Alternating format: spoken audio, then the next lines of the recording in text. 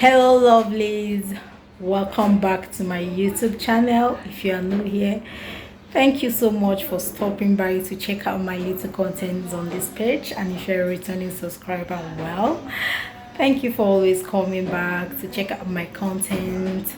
Feel free to turn on your notification bell to know anytime I drop any content on this page. Like and share.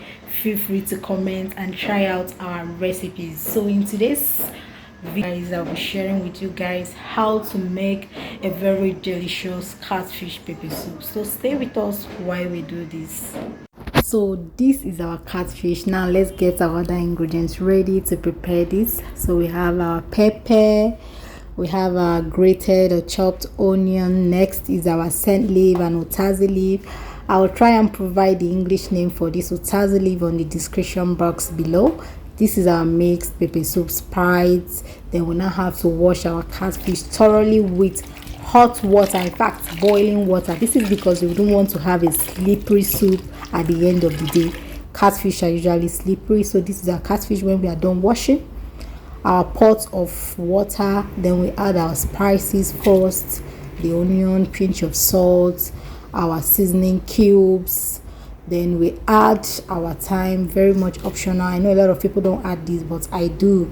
Then our mixed pepper soup spice, ginger, very much optional for you to add. Then you add your pepper before you now add your catfish. Catfish is usually the last thing I add because you wouldn't want to have all the fish scattered before the food is done. Then you add your scent leaf when the soup is almost ready, and then allow it to cook again for 10 minutes, and then whoop, our food is ready, looking so yummy. And yes, we have served the food here with rice ready to devour.